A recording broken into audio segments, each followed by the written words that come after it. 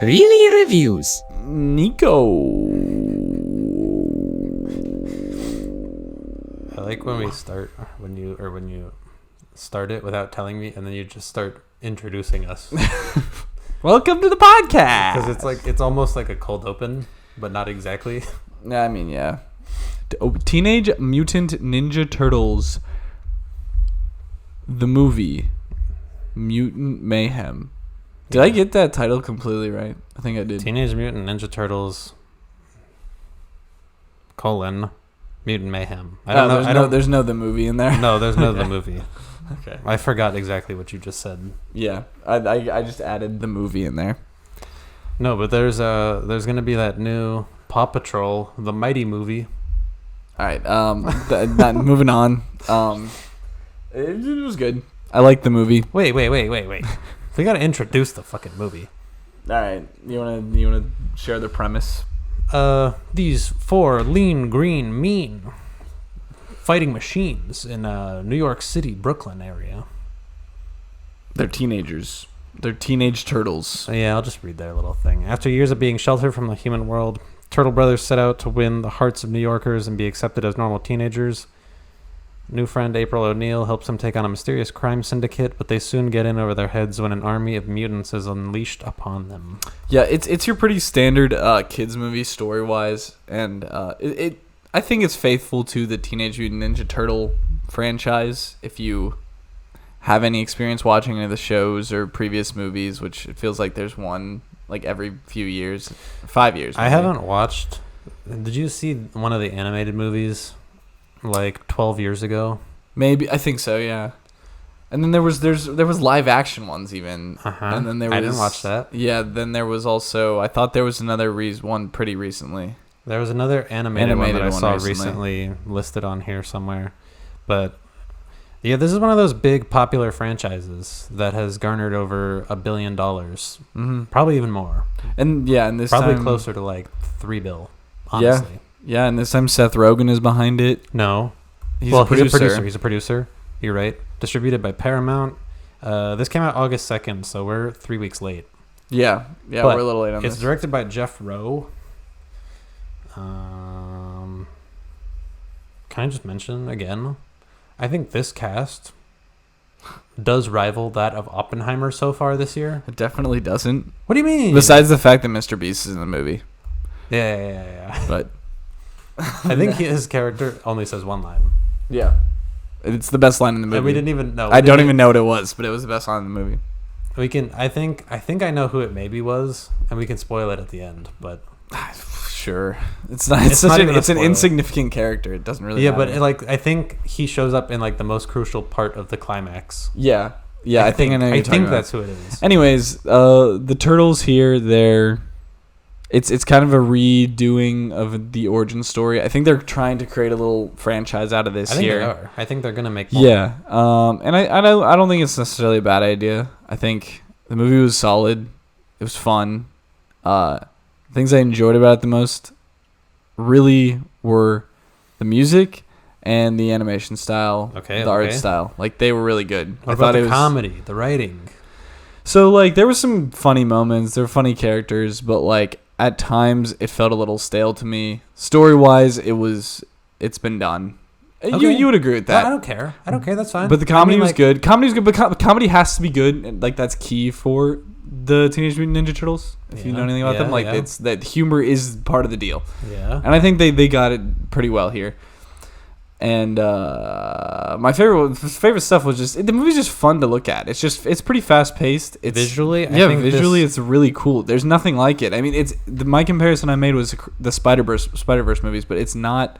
It's not really. It's not like that. It's a grungier, more textured city than the Spider-Verse. Like Spider-Verse, when you look at the images, everything's so clean. Everything's so. I don't even know how to explain it, but like when you look at this, it looks like I just straight up took a crayon and drew all over the screen. Yeah, there are like, and that's, I guess, can kind of sound like a bad thing. No, but it's not. Like, there are outlines that like you can tell are just sort of scribbled on. Yeah. It's really cool. Like, I've never seen anything like that in a movie. Stylistically, yeah, they did it. They went and ran with it. Yeah, I think it was good. I think, like, of course, when you compare it to Spider-Verse looks so professionally done. I Yeah, mean, it looks like a good. professional comic book. This looks like a more amateur comic book, which was really cool. I hope more movies do this kind of style, whether it be more polished like Spider-Verse or like this. They're more exciting than your traditional animated movies from Pixar and Illumination and DreamWorks. Like, you can tell these animators are trying new stuff. The art style is different now. Yeah. When we were watching the trailers, Yes. you were interested in this new Disney movie called Wish. Based on just the animation, you were interested. Yes. Yeah. I'm interested too. And it looks like, if I had to guess, they probably animated it in 3D, and then there's just like a 2D type filter that they throw on everything. Yeah, I to me, Like I told you this. shading, Yeah, almost. the shading looked weird, and it looked cool though. Like I like this. I like the creativity from these big studios. I think it's exciting. Yeah, that's pretty nutty to see Disney finally putting some effort into one of their movies recently. Yeah. Right? Yeah. Let's just shout out the 4 turtles in this movie, because they're all new actors. They're all young kids. I thought they were all good. Nicholas Cantu plays Leonardo. Micah Abbey, Donatello. Brady Noon, Raphael. Am I tripping? Where's Michelangelo? Regardless, I also were should great, have mentioned. right? Yeah, I think so. The I think whole they seemed- voice cast was pretty good Right? overall. Yeah, Jackie Chan, John Cena. Yeah, the ones that Ice stood Cube, out to me. Paul Rudd, John the ones that stood out to me Esposito. were Ice Cube and Jackie Chan. They stood out to me. Yeah. They were the best performances in the movie. Would you agree? I don't know. I think maybe Ice Cube. Yeah. If I had to put like one person at the top, I think Ice Cube. But I like the Turtles a lot. I thought they were the good. 4 voice actors. I'll find who Michelangelo is, but I thought they were good. I thought all of them were pretty good. Honestly. Yeah, regardless- I think it was a good cast. That's Yeah. what I'm saying. Yeah, it was a good cast. I think it's worth seeing if you're a fan of this stuff. If you're a fan of the franchise, if you're a fan of animated movies in general, or if you have kids, I think it's a good time for kids. It's exciting that people with passion are behind these kinds of things, behind these bigger franchise movies. That's what they need. They need that care. And yeah, I mentioned the music. Whoever put the soundtrack together, great. Like all the licensed really music good. was great. Really good. It fit really well, and also the soundtrack by the 9 Inch Nails guys. Trent Reznor and the other guy. Michelangelo is voiced by Shaman Brown Jr. Sorry if I got that wrong. Great. Everybody did great. Mm-hmm. But yeah, this was a really good time. I mean, as you said, maybe the plot isn't super crazy, but it's targeted for kids. Yeah. It doesn't have to be, you know? Yeah. And I can't fault it for that. Yeah. Do you want to talk about that screaming, crying kid in our movie theater the whole time? It was pissing me off. I wasn't expecting to go into a viewing like Oppenheimer and have kids screaming. Okay, I was expecting like there were gonna be kids in this theater. Yeah. Granted, Yeah. there was a mom with 2 kids.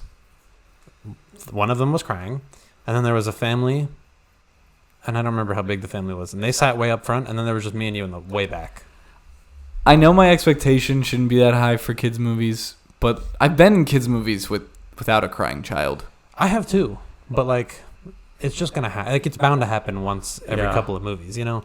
Like Barbie, we showed up, and it was also a late screen. It was like 10:30 screening, and there was this like 20-year-old mom and her boyfriend, fiance, whatever. They seemed dumb because they brought their kids to a 10:30 screening like of Barbie, and the kids were just screaming the whole movie. But I expected like, okay, it may happen. It could happen for a movie like that. I mean, I guess, but it's just Like, look, are you going to go into Quentin Tarantino and expect to see there's, like, just a child there? No. Right? But you go to see Ninja Turtles. Of course there's I going to be expect kids. children, but see, what would you do if you were a parent? Let's get into the nitty-gritty here. Bro, I'd leave my kid Yeah, with a exactly. babysitter or leave him with a friend or something. Yeah. All right. I know theater etiquette. Okay? Go to jail if you if you bring your kid. Yeah. If you bring prison. your kid. Prison, minimum No, not 3 prison. years. Not prison. Just jail. Just jail for a just night. jail? Just For just one for a night? night. Yeah, just so they can understand the I consequences. redact my statement. Yeah, of go to 3 years. jail. If you bring your child to the movie theater knowing that you have a little screaming bastard of a child, just just do not do that. You're going off the rails. You're going to jail. Go to jail. If you're going off the rails. I think the funniest interactions are like when there's a mom or like a dad and they bring their kid and the kid's screaming and then the parents just start yelling at them. Yeah. Like that's going to fix it. No, that's even worse. If you're doing that, get back over here. Shut the hell up. If you're doing that, go to jail for multiple nights. Yeah. For maybe a week. Jail for a week if you do that. Yeah. I don't know. In all seriousness, I don't even know how I would handle it. I mean, I didn't let it bother me that much, but I think the guy when we went to see Asteroid City who was laughing that was worse. Literally every single joke, every single just little like hint of a punchline, that was way worse. Because that guy kept it up for a full 2 hours. Like the kid was crying for a minute or two. Whatever, I get it. Yeah, I mean, it was drowned out by a lot of the music and a lot of the film itself. Yes, but that dude, it was quiet. The awkward Wes Anderson humor.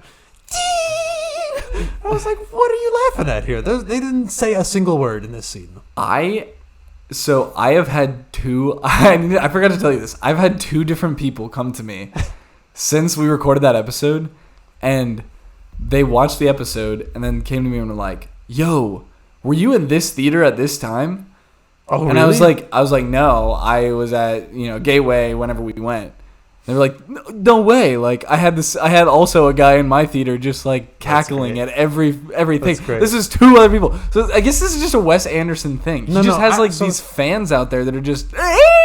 There's that. Like who told him to do this? Just this hyena cackling. Yeah. Who? Okay. So the thing is, they're soldiers. Okay. So no. Listen.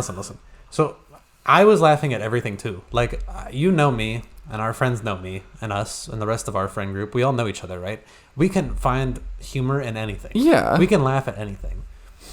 But, like, I think there's a difference when you can control your laughter and keep it at least at a relatively, like, quiet level. If you're just cackling just to cackle, I don't get it. I don't know. Some things just don't really make me ever laugh out loud super loudly in a theater. But I don't know. Some people just do, and I don't know if we can complain about this, or are we going to get canceled for complaining about this? I feel like we can't. We're not going to get canceled. I feel like we can. Are we going to be judged for judging other people laughing at the film? I mean, I don't know. I'm not judging people necessarily. It's just like at a certain point, it's respect because it does ruin the experience for the people around you. Yeah, it seriously does. So I was thinking about this when I was peeing the other day. No, I swear to God, okay. This was I was peeing, and I'm thinking, would I rather be in a theater all by myself, or would I like to be in a theater with other people and see when other people find humor or find sadness in something? And I don't know. I think maybe I'd be by myself, so I can go through my own emotions, and not have to be distracted by anybody else. Yeah, I would say I'd like to be in a theater with packed theater, but I want to be in one that doesn't have one guy who's but that's not possible. Trying to dictate the experience for everybody. I've had it though. I don't think so. I think you say that, but have you ever actually been in one theater that was fully packed and there isn't one single person? You were there too, yes. Where? Everything Everywhere. No. There were people, I guarantee you, if we were able to watch security footage in that theater somehow, there was definitely people cackling at everything. I didn't feel personally affected though. Like that movie was just so good. Like I feel like everyone was laughing at the things that they should have been. And it was. Yeah. But I don't know if that added anything to my viewing experience that I couldn't have just gotten by watching it by myself. Do you see what I'm saying? I think there was something added to it. I think when you're having a shared experience, especially like that, where it was like opening weekend and we didn't really know much about the movie. We didn't know that it was going to go on to win Best Picture. We had zero expectations going in. You had zero. I was like, I'll be hopeful for this. I thought multiverse, it was overplayed by then all obviously. Yes. And I was like, Nick, let's just give it a shot. You're like, oh no, I don't want to. And I was like, but it could be good. It's A24. And you're like, okay, you're right. Let's go. But being hopeful is less than going on and be Best Picture. We experienced something that night, I think, by being in a packed theater. I think that helped. Be a fun, good movie. I didn't anticipate Best Picture. Yeah. And you're right. You didn't either, right? Yeah. Nobody did. But it worked out. We were all, I think everyone in that theater was kind of collectively pleasantly surprised. Yeah. And they were like shocked and excited. And the little rock scene and everything was so Yeah, fun. Yeah. Like, it did a bunch of cool things that I don't unique. think I've seen in other films. We don't need crying children. We don't need. But let's talk real briefly back about this movie. What else did you like about this? There's a bunch of pop culture references. Yeah, the references are good. I think, okay, I'm going to go back to, this is the thing I say a lot when we talk about kids' movies. I think there's something here for young and old audiences. Yeah. That's another thing I really liked about it. Just the diversity of the film's potential audience. Right. And age. That was good. And, they had the Scarface song, I don't remember even what they were Ferris doing. Bueller at one point in the movie. Ferris Bueller is in there. They did an Old Boy reference. Yeah. There were some others in there that I'm forgetting. They were making like jokes at Marvel, at DC and Batman. Yeah. It was great. Yeah. I don't even know legally if you can like do all of those, make those jokes. I think you can. How? It's just if you just name drop something, it's not. Can you name drop things? Yeah. You can name drop IPs and not have to worry about royalties or things like that? I think as long as you're not like using I didn't know. I just didn't know from like IP. Yeah, I don't know. I wouldn't be surprised if some of these are under the same umbrella. But yeah, maybe some, but I don't know. Do you have a score? This is a tough one. I wrote a score down already. Okay. But I'm not sure if I'm... Like, I loved this movie. I really loved it. You loved it, okay. Like, I think I'd tie this currently as best animated movie with Spider-Verse. And the only reason I'd maybe give this the edge is because this has an ending. It's not just one part of two, you know? Yeah. We got to at least see the full film. Spider-Verse, I still loved. I gave it only an 8. But that's because there's no ending. I don't know how it's going to end. It could end terribly. It could just not stick any landing. I think I'm still giving it to Spider-Verse at the moment. At the moment, sure. I get it. Objectively, maybe it's better. What did I give Spider-Verse? Do you have the scores pulled on? I do. Spider-Verse, you gave an 8.2. Yeah. Okay. Which is even higher than mine. But I came out of that theater liking it a lot more than everybody else. I have a score for this. I think okay. I'm not going to change it based on that. I'm going to go 7-8. 7-8? Yeah, 7-8. Okay. And that's not because it's bad. I think it just played it safe. Like, I'm going to give it the safe score. The 7-8 is the safe score. It was a great movie, but it just, story-wise, played it safe. It just didn't do anything really unique at all in that department. And the rest of it was very unique, but I don't know. That's fine. Stand out to me. What's yours? I give it a flat 9. I'm like I'm in like the 8 to 9 category area. Yeah, so it's like a great 9 to me. Even if it's not objectively fantastic, the plot doesn't have to be great, I don't think. It's a kid's movie. It is a kid's movie, yeah. You know, like we always have to take that into account. It's just a fun time. It's got a lot of character, you said when we were coming out of there. It's such a charming movie, you know? They do everything else that I really liked. The animation was great. As you said, the music was great. Psh, why not? It's definitely better than Morbius. Yeah. It definitely is. But we're still Morb heads for life. We're still Morb heads for life. Morb heads for life. There was a Morbius reference in the movie, too. No, there wasn't. No, there wasn't. But I leaned over to you and I was like, this is just like Morbius. I knew exactly what scene you were talking about, too, yeah. It's the intro scene. Yeah. Oh, no, it's not the intro. No, the intro in this movie was like the ship scene. Yeah. The ship scene, the first Morb scene. Yeah. All right. Oh, wait. The Mr. Beast. This is the spoiler. Spoiler. It's not even a spoiler. Our king, Mr. Beast. I think Mr. Beast's character is the guy who like brings the plastic bag and they put the radioactive thing, whatever that thing was, in the bag and he's like, "Here, this is yours. Do you need help, sir?" Yeah, I think that was Mr. Beast. I think you're right. Unless if it was a different Times Square guy, like the first guy who freaks out and he's like, "That's a big rat man." Ratman, you know what I'm talking about? That also would be funny. That was a different part of the movie, so it could have been him in either one of those. I don't know though. It was pretty low on the credits, and I think they were listed in order of appearance, so I'm guessing it was this climax one. Okay, but Mr. Beast, oh my god! All right. Did you like the post-credit scene, mid-credit scene? I'm tired of mid-credit scenes. As long as if it's not Marvel, I'm okay with it. I know it's overdone. I know it. I know. But as long as it's not Marvel doing it, it's fine. I don't mind. I'm not gonna break. Like, it wasn't a bad mid-credit scene, but I'm not gonna like applaud it because I'm just tired of them. Why? I think they're cheap. Okay, but they introduced Shredder.